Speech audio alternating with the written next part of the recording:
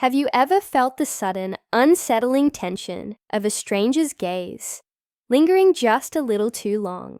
That evening, I did, and it unsettled me in ways I wasn't ready for. My son, Ethan, had invited his friend Daniel over for the first time. Daniel was quiet, reserved, the kind of boy who observed before he spoke, his sharp eyes scanning every detail as if memorizing the world around him. At 12, he was unusually composed, but there was something in the way he moved, deliberate and measured, that hinted at a depth beyond his years. I was in the kitchen, finishing up the last touches on dinner, when Daniel first arrived. The doorbell echoed through the house, and Ethan's excited chatter accompanied the front door's click. I opened it to find Daniel standing there with a polite smile, backpack slung over one shoulder, his posture almost unnervingly upright. "Hello, Mrs. Harper," he said, his voice soft but steady. "Thanks for having me." I motioned him in, noting the way he scanned the living room, as though cataloging every object, every shadow. "It's my pleasure, Daniel. Ethan's been looking forward to this all week." I felt a warmth toward him, not just for my son, but because I like children who carried themselves with quiet dignity. Yet, even in that brief exchange, a subtle tension threaded the air, one I couldn't immediately define. Dinner was lively. Ethan chatted endlessly about school, sports, and shared jokes with Daniel, who laughed politely, occasionally contributing in his own understated way. The room smelled faintly of garlic and basil from the pasta simmering on the stove, the soft hum of the ceiling fan providing a gentle rhythm. Yet, amid the comfort of familiar smells and sounds, I couldn't shake the peculiar awareness that Daniel's attention occasionally drifted toward me. Not Ethan, not the room, but me. His gaze was careful, deliberate, yet uncomfortably intense. I brushed it off, convincing myself I was imagining things. After clearing the dishes, Ethan disappeared upstairs to his room with a pile of schoolwork, leaving just the two of us in the quiet house. It was then that the atmosphere shifted. The soft hum of the ceiling fan seemed to amplify the silence between us, and I realized I was acutely aware of his presence in a way I hadn't expected. His posture remained composed, but something about the way he looked at me, patient, observant, calculating, made me uneasy. I told myself it was harmless, just a boy being polite, yet the quiet lingered like a taut string waiting to snap. The longer we sat there, the heavier the room felt, each unspoken word hanging in the air, charged and weighty. I had a fleeting thought. What happens when politeness turns into something else? And just like that, the harmless visit became a tension-filled stage for a dynamic I hadn't anticipated, a subtle, emotional tug-of-war that would force me to confront boundaries I never thought I'd question. As I excused myself to the kitchen again, my heart raced ever so slightly, and I couldn't shake the feeling that this evening would mark the start of a story I wasn't yet ready to fully understand. Something had shifted, and the quiet intensity of Daniel's presence hinted that nothing in our lives would remain the same once the truth began to emerge. Ethan had always been a bright, curious boy, the kind who made friends quickly, yet guarded his deeper feelings carefully. When he first mentioned Daniel, it was with excitement and a hint of pride. "Mom, he's really cool, quiet but smart. You'll like him," he said, eyes sparkling with the enthusiasm only a 12-year-old could carry. I nodded, smiling at his earnestness, but inside, I found myself wondering what made Daniel so different, so quietly magnetic. Daniel's presence in our home felt both ordinary and slightly unsettling. At first glance, he seemed like any other polite child. He hung his coat neatly, offered help with clearing the table, and answered my questions with concise, thoughtful replies. But there was a subtle depth in his expressions, a perceptive awareness that made me momentarily pause. whenever our eyes met. He was observant in a way that seemed almost too mature for his age, as if he could see not just me, but the life I carefully curated around my son. Our living room, softly lit by the warm glow of lamps and the fading sunlight streaming through the curtains, became a stage for small interactions that carried heavier weight than they appeared to. Ethan laughed at Daniel's occasional dry humor, and I found myself watching the two of them, noting the ease in their camaraderie. Yet, despite his laughter and polite conversation, Daniel's attention occasionally drifted toward me, measured, deliberate, and unsettling. I reminded myself repeatedly that it was likely harmless, a child's way of observing the adult world. But there was an undercurrent in his gaze that made the air feel charged. As I prepared tea in the kitchen, I reflected on my own life, the routines, the quiet moments, and the invisible boundaries I had drawn over the years. My husband was away on a business trip, and for the first time in a long while, the house felt intensely private, almost too quiet. Ethan's door closed softly upstairs, leaving Daniel and me alone in the living room. The silence pressed against me, accentuating the faint hum of the ceiling fan and the occasional creak of the floorboards beneath our feet. We began to talk about school, hobbies, and shared experiences. Daniel's responses were measured, polite, but there was a subtle intensity beneath the surface. I caught myself analyzing the way he leaned slightly forward when I spoke, how his eyes followed my movements with an attentiveness that felt too deliberate for a 12-year-old. Every word, every gesture seemed to carry an invisible weight, as if he was testing boundaries without needing to speak them aloud. The evening unfolded slowly, each interaction layering a mix of normalcy and tension. I reminded myself of Ethan's presence, the importance of maintaining propriety, yet a small nagging unease lingered in my chest. Daniel was no longer just my son's friend. He had become a presence that demanded awareness, that challenged the calm of our household with something unspoken and undeniably compelling. By the time I cleared the final dish from dinner, I understood that tonight would not end with simple conversation or polite goodbyes. Something had shifted. An invisible line had been drawn. A quiet tension had settled in, and I sensed, with a mixture of dread and curiosity, that the evening's events were only just beginning to reveal themselves. The quiet of the evening seemed to stretch and thicken, each second charged with unspoken possibilities. Ethan had retreated to his room, absorbed in homework, leaving Daniel and me alone in the soft glow of the living room.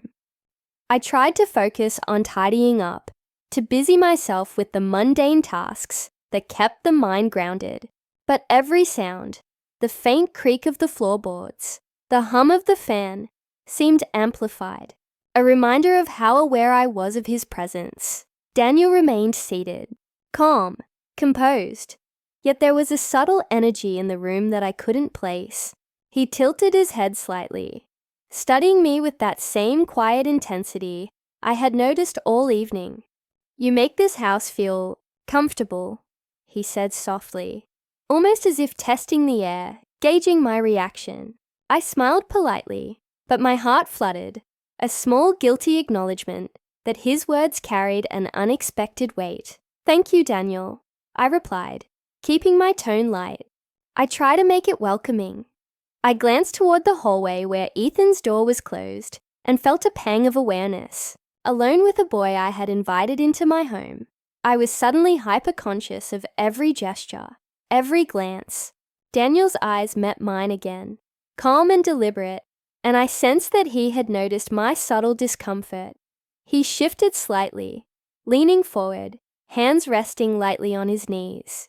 "It's nice being here," he said again, but this time there was a softness underlying the words, a subtle recognition of the unspoken tension. I nodded, aware that the air between us had changed. Where before his presence had been merely curious, it now felt intentional, charged. I tried to push away the thought, to remind myself that he was a child, that nothing inappropriate had happened. Yet I couldn't ignore the strange, magnetic pull in the room. I poured a glass of water, using the motion as a shield against the awareness of him studying me, and returned to the sofa.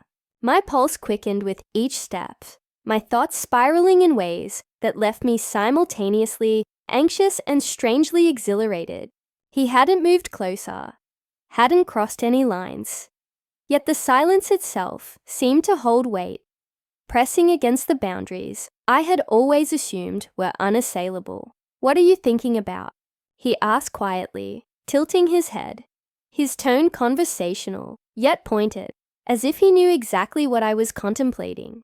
I froze for a moment, searching for an innocuous answer, but the truth, the undeniable restless stirrings in my chest, felt too fragile to voice. "Just school and life," I murmured instead, trying to mask the unease that tightened in my chest.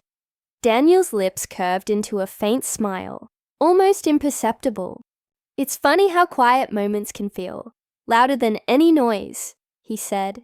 His words lingered, echoing in the room, and I realized with a start that he had observed far more than I had ever intended to reveal. The tension between us had shifted into something palpable, a quiet tug of war between awareness, restraint, and unspoken desire. As he glanced toward the window, and I back toward the kitchen, a subtle understanding passed between us. This evening, this small, unassuming visit had already begun to challenge boundaries I hadn't thought possible. And in that charged silence, I felt a mix of dread, curiosity, and the undeniable realization that nothing would feel ordinary again. The quiet between us had stretched long enough to feel almost tangible, as if the walls themselves were holding their breath. Daniel's gaze met mine once more, steady, probing, and in that moment, the weight of his presence became undeniable. It wasn't just curiosity or polite observation anymore. There was something deliberate, a subtle testing of boundaries I hadn't realized I was allowing him to explore. My pulse quickened, and I became painfully aware of how alone we were in the stillness of the house. "I don't want to overstep," Daniel said quietly, his voice barely above a whisper. "But I've always admired you. You're different from anyone I've known." The words were soft, almost hesitant, yet they struck me with a force I hadn't anticipated. I froze, my hands gripping the edge of the sofa, and for a moment, all rational thoughts scattered. He was just a boy, my son's friend, yet the sincerity in his tone carried a gravity I could not ignore. "Daniel," I began, my voice faltering despite my attempt at calm. This isn't appropriate. You're Ethan's friend. You shouldn't." My words trailed off. Even as I spoke them, I realized that the line between propriety and curiosity had already blurred in ways I hadn't expected. He nodded slowly, eyes fixed on mine, as if understanding every unspoken objection. "I know, I just needed to tell you. I couldn't leave without saying it." There was a quiet bravery in his admission, an honesty that made the air feel heavier, almost suffocating. For a fleeting moment, I glimpsed the emotional complexity in his young face, a mix of courage, nervousness, and awareness beyond his years. I stood abruptly, stepping toward the kitchen, trying to create distance, both physically and emotionally. My mind raced, questions, fears, and an undeniable tension collided inside me. How could a boy understand the vulnerabilities in an adult in such a precise way? Why did I feel flustered, unsettled, even curious? Despite knowing the impossibility of the situation, Daniel remained seated, composed. Yet I could feel the quiet acknowledgement of what had transpired in the room. He hadn't forced anything, hadn't crossed a physical boundary. Yet his words lingered like a shadow, pressing against the moral framework I had carefully built over years of routine and responsibility. I returned to the living room after a moment, my hands trembling slightly. as I gathered the courage to face him again. His calm demeanor, the faint smile that lingered on his lips, only intensified the unspoken tension. The truth was undeniable. Something had shifted irreversibly. He had seen a vulnerability in me that I had never confronted, and in doing so, he had left an indelible mark on my thoughts, my awareness, and my restraint as Ethan's laughter echoed faintly from upstairs. I realized the magnitude of the moment. Nothing physical had occurred, yet the emotional revelation had left a crack in the facade I carried daily. Daniel had crossed into uncharted territory, challenging my understanding of boundaries, morality, and human connection. The night had changed everything, and the quiet weight of his confession would linger, silently shaping every thought I allowed myself in the days to come. By the time Daniel left that evening, the quiet in the house felt heavier than before. He had smiled politely, said his goodbyes with a composure that belied the tension we had shared, and stepped out into the night. The door clicked shut behind him, leaving me alone with the lingering weight of what had passed. An encounter that was brief, yet emotionally seismic. Upstairs, Ethan's soft snores reminded me of the innocence of youth, a stark contrast to the complexities that had unfolded in the living room. I sank into the sofa, the lamp casting long shadows across the room. My thoughts were a storm of reflection and self-awareness. Nothing physical had occurred, yet the encounter had stripped away the certainty I had taken for granted in my life. I realized how fragile boundaries could be, not only those set by society, but also the invisible lines we draw within ourselves. Daniel had seen through those lines, probing without force, revealing vulnerabilities I hadn't acknowledged in years. There was guilt, certainly. Guilt for allowing my mind to wander, for feeling a mixture of fear, curiosity, and something dangerously close to desire. But there was also clarity. I recognized that this night had forced me to confront parts of myself I had long ignored. The craving for attention, the need to feel seen, the subtle stirrings of excitement that arise from tension and unpredictability. It was uncomfortable, unnerving, but undeniably human.